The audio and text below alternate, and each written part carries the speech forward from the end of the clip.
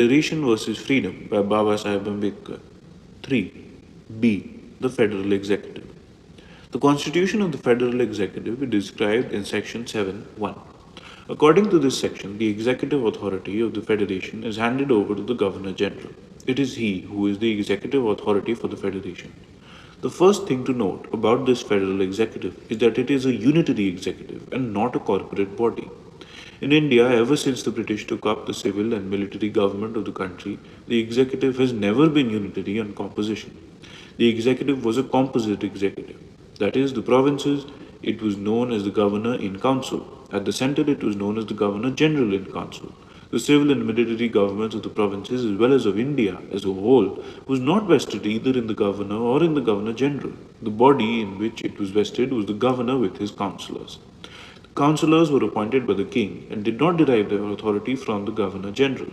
They derived their authority from the crown and possessed co-equal authority with the governor and the governor general. And, barring questions where the peace and tranquility of the territory was concerned, the governor and the governor general were bound by the decision of the majority.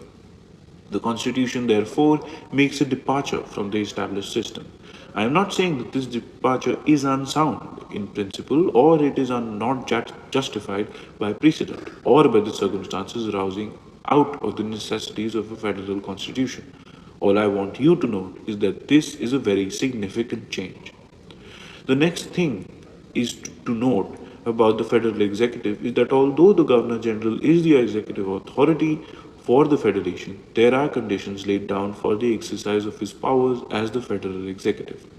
The Constitution divides the matters falling within his executive authority into 4 classes and prescribes how he is to exercise his executive authority in respect of each of these 4 classes.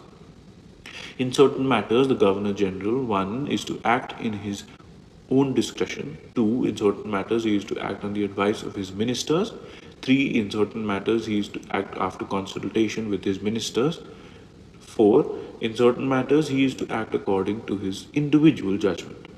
A word may be said as to the de jure connotation that underlies these 4 cases of the exercise of the executive authority by the Governor General. The best way to begin to explain this de jure connotation is to begin by explaining what is meant by acting on the advice of his ministers. This means in those matters the government is really carried on the authority of the ministers and only in the name of the Governor General. To put the same thing differently, the advice of the ministers is binding on the Governor General and he cannot differ from their advice. With regard to the matters where the Governor General is allowed to act in his own discretion, what is meant is that the government is not only carried on in the name of the Governor General, but is also carried on the authority of the Governor General. That means that there can be no intervention or interference by the ministers at any stage. The ministers have no right to tender any advice, and the Governor General is not bound to seek their advice or to make it concrete. The files with regard to these matters need not go to the ministers at all. Acting in his individual judgment means that while the matter is within the advisory jurisdiction of the minister has no final authority to decide. The final authority to decide is the Governor General. The distinction between in his discretion and in his individual judgment is that while in regard to matters falling in his discretion, the ministers have no right to tender advice to the Governor General, the ministers have a right to tender advice when the matter is one which falls under his individual judgment.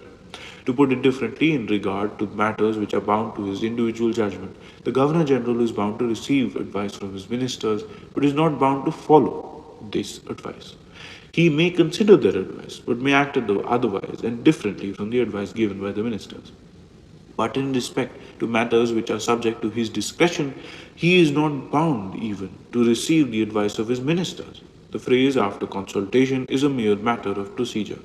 The authority in such matters vests in the Governor General. All that is required is that he should take into account the wishes of the ministers.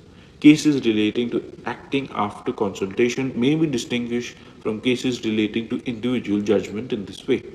In cases relating to individual judgment, the authority vests in the ministers. The Governor General has the power to superintend and, if necessary, overrule. In the cases falling under after consultation, the authority belongs to the Governor General and the ministers have the liberty to say what they wish should be done. The end.